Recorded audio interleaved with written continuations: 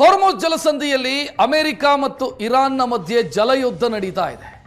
Iran ಹಡಗಿನ ಮೇಲೆ ಗುಂಡಿನ ದಾಳಿ ನಡೆಸಿದೆ ಅಮೆರಿಕದ ನೌಕಾಪಡೆ. ದಿಗ್ಬಂಧನ ಹಾಕಿದೆ ಅಮೆರಿಕ ಹಾರ್ಮುಜ್ ಜಲಸಂಧಿಗೆ. ಇದನ್ನ ಮೀರಿ ಸಂಚರಿಸೋ ಪ್ರಯತ್ನ ಮಾಡಿದಂತ ಹಡಗಿಗೆ ದಾಳಿ ಮಾಡಲಾಗಿದೆ. ಇದರ ವಿಡಿಯೋವನ್ನು ಅಮೆರಿಕ ಈಗ ರಿಲೀಸ್ ಮಾಡಿದೆ. ಹಾರ್ಮುಜ್ ಮೇಲೆ ನಾವು ದಿಗ್ಬಂಧನ ವಿಧಿಸಿದ್ದೀವಿ, ಇರಾನ್ನ ಬಂದರಿಗೆ ಯಾವ ಹಡಗುಗಳು ಬರುವಂತಿಲ್ಲ, ಇರಾನ್ನ ಬಂದರ್ನಿಂದ ಯಾವ ಹಡಗುಗಳು ಕೂಡ ಎಕ್ಸಿಟ್ ಆಗೋದಕ್ಕೆ ಬಿಡಲ್ಲ ಅಂತ. ಹೆಚ್ಚಿನ ಡೀಟೇಲ್ ಇಡೋದಕ್ಕೆ ನನ್ನ ಸಹೋದ್ಯೋಗಿ ಶಶಿಶೇಖರ್ ಫೋನ್ ಸಂಪರ್ಕದಲ್ಲಿ. ಶಶಿಶೇಖರ್, ಮೊನ್ನೆನೂ ಕೂಡ ಪರಸ್ಪರ ಅಪನಂಬಿಕೆಯಿಂದಲೇ ಮಾತುಕತೆ ಶುರುವಾಗಿದ್ದು ಅದು ಮುರಿದು ಬಿತ್ತು.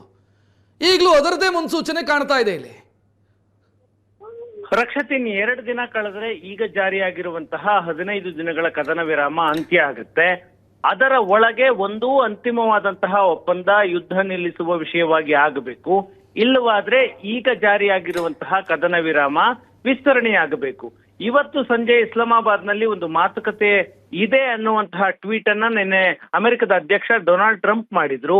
ಆ ಟ್ವೀಟ್ ನಲ್ಲಿ ಟ್ರಂಪ್ ಎಂದಿನಂತೆ ತಮ್ಮ ಬೆದರಿಕೆಗಳು, ದಾಳಿ ಮಾಡ್ತೀವಿ ಎನ್ನುವಂತಹ ಎಚ್ಚರಿಕೆ, ಈ ರೀತಿಯಾದಂತಹ ಟ್ವೀಟ್ ಅನ್ನ ನಿನ್ನೆ ಸಂಜೆ ಮಾಡಿದ್ರು.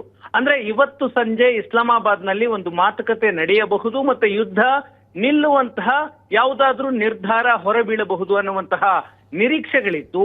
ಅದರ ಮಧ್ಯೆ ಇರಾನ್ ಇವತ್ತು ನಡೆಯುವಂತಹ ಮಾತುಕತೆಗೆ ನಾನು ಭಾಗಿಯಾಗೋದಿಲ್ಲ ಅಂತ ಸ್ಪಷ್ಟವಾಗಿ ಹೇಳಿದೆ. ಅದಕ್ಕೆ ಇರಾನ್ ಒಂದಷ್ಟು ಕಾರಣಗಳನ್ನು ಕೂಡ ಕೊಡ್ತಾ ಇದೆ. ಈಗ ಜಾರಿಯಾಗಿದೆ ಕದನ ವಿರಾಮ, ಆದ್ರೆ ಕದನ ವಿರಾಮ ಜಾರಿಯಲ್ಲಿದ್ರು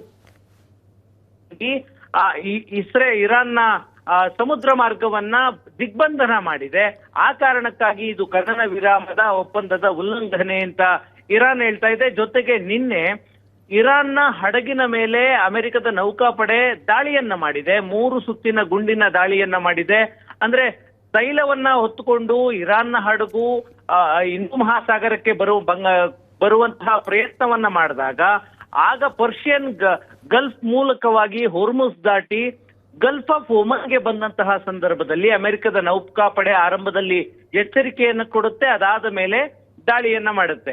ಈಗ ಇರಾನ್ ಹೇಳ್ತಾ ಇದೆ, ನೀವು ಕದನ ವಿರಾಮ ಜಾರಿಯಲ್ಲಿದ್ದಂತಹ ಸಂದರ್ಭದಲ್ಲೂ ಕೂಡ ಇರಾನ್ನ ಹಡಗುಗಳ ಮೇಲೆ ದಾಳಿಯನ್ನ ಮಾಡ್ತೀರಿ. ಯಾವ ಕಾರಣದಿಂದ ನಾವು ಅಮೆರಿಕವನ್ನ ನಂಬಿ ಮಾತುಕತೆಗೆ ಬರಬೇಕು, ಹಾಗಾಗಿ ಬರೋದಿಲ್ಲ ಅಂತ ಇರಾನ್ ಒಂದಷ್ಟು ಕಾರಣಗಳನ್ನ ಕೊಡ್ತಾ ಇದೆ. ಒಂದು, ಕದನ ವಿರಾಮವನ್ನ ಉಲ್ಲಂಘನೆ ಮಾಡಿ ಹಾರ್ಮುಜ್ ನಲ್ಲಿ ದಿಗ್ಬಂಧನ ಆಗ್ತಾ ಇದೆ. ಮತ್ತೊಂದು, ಹಡಗಿನ ಮೇಲೆ ದಾಳಿ ಆಗ್ತಾ ಇದೆ ಮತ್ತು ಇರಾನ್ನ ಹಡಗನ್ನ ಅಮೆರಿಕದ ನೌಕಾಪಡೆ ವಶಕ್ಕೆ ಪಡೆದುಕೊಂಡಿದೆ. ಜೊತೆಗೆ ಅತಿಯಾದ ಬೇಡಿಕೆಗಳನ್ನ ಇರಾನ್ ಅಮೆರಿಕದ ಮುಂದಿಡ್ತಾ ಇದೆ. ಅಂದ್ರೆ ಯುರೇನಿಯಂ ಎನ್ರಿಚ್ಮೆಂಟ್ ಅನ್ನ ಮುಂದಿನ 20 ವರ್ಷಗಳ ಕಾಲ ಮಾಡಬಾರದು. ಜೊತೆಗೆ ಇರಾನ್ ತನ್ನ ಮಿಲಿಟರಿ ಶಕ್ತಿ, ಕ್ಷಿಪಣಿ ಶಕ್ತಿಯನ್ನ ವೃದ್ಧಿಸಿಕೊಳ್ಳಬಾರದು, ಅದಕ್ಕೆ ಒಂದು ಕ್ಯಾಪ್ ಹಾಕಬೇಕು ಅನ್ನುವಂತಹ ಬೇಡಿಕೆ ಇದೆ. ಈ ರೀತಿಯ ಅನ್ರೀಸನಬಲ್ ಬೇಡಿಕೆಗಳನ್ನ ನಾವು ಒಪ್ಪೋದಕ್ಕೆ ಸಾಧ್ಯ ಇಲ್ಲ. ಮತ್ತು ಅಮೆರಿಕ ನಿರಂತರವಾಗಿ ತನ್ನ ನಿಲುವುಗಳನ್ನ ಕಾಲದಿಂದ ಕಾಲಕ್ಕೆ ಬದಲಾವಣೆ ಮಾಡ್ಕೊಳ್ತಾ ಇದೆ. ಅಂದ್ರೆ ತನ್ನ ಸ್ಪಷ್ಟವಾದಂತಹ ನಿಲುವು ಅಮೆರಿಕಕ್ಕಿಲ್ಲ. ಮಾತುಕತೆಗೆ ಬನ್ನಿ ಅಂತ ಕರೀತಾರೆ, ಅವರಿಗೆ ನಿಲುವಿಲ್ಲ, ಪದೇ ಪದೇ ನಿಲುವುಗಳನ್ನ ಬದಲಾವಣೆ ಮಾಡ್ತಾರೆ. ಈ ಕಾರಣದಿಂದ ನಾವು ಇಸ್ಲಾಮಾಬಾದ್ ನಲ್ಲಿ ನಡೆಯುವಂತಹ ಮಾತುಕತೆಗೆ ಭಾಗಿಯಾಗೋದಿಲ್ಲ ಅನ್ನುವಂತಹ ಹೇಳಿಕೆಯನ್ನ ಇರಾನ್ ಕೊಟ್ಟಿದೆ. ಆಸಿಮ್ ಮುನೀರ್, ಪಾಕಿಸ್ತಾನದ ಸೇನಾ ಮುಖ್ಯಸ್ಥ, ನಿರಂತರವಾಗಿ ಇರಾನ್ ನಲ್ಲಿ 3-4 ದಿನ ಇದ್ದು ಇರಾನ್ನ ಆಡಳಿತವನ್ನ ಮನವೊಲಿಸುವಂತಹ ಪ್ರಯತ್ನವನ್ನ ಮಾಡಿದ್ದಾರೆ. ಒಂದು, ಮಾತುಕತೆಗೆ ತಾನು ಬರೋದಿಲ್ಲ ಅನ್ನುವಂತಹ ಬೆದರಿಕೆಯನ್ನ ಇರಾನ್ ಹಾಕಿದ್ರೆ ಅಮೆರಿಕ ಒಂದಷ್ಟು ಷರತ್ತುಗಳನ್ನ ಸಡಿಲಗೊಳಿಸಬಹುದು ಅನ್ನುವಂತಹ ನಿರೀಕ್ಷೆಯೂ ಕೂಡ ಇರಾನ್ಗೆ ಇದ್ದಂತಿದೆ. ಈ ಕಳೆದ ಬಾರಿ JD ವ್ಯಾನ್ಸ್ ಅವರ ಜೊತೆಗೆ ಇಸ್ಲಾಮಾಬಾದ್ ನಲ್ಲಿ ನಡೆದಂತಹ ಸಭೆಗೂ ಕೂಡ ಇರಾನ್ ಬಂದಿದ್ರು.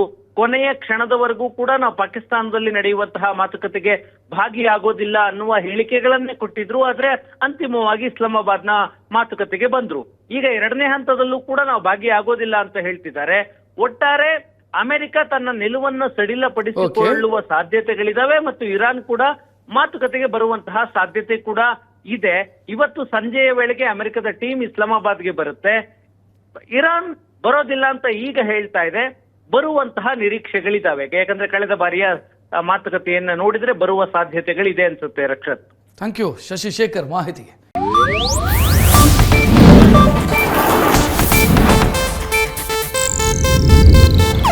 ಇದು ಏಷ್ಯಾನೆಟ್ ನ್ಯೂಸ್ ನೆಟ್ವರ್ಕ್ ಪ್ರಸ್ತುತಿ.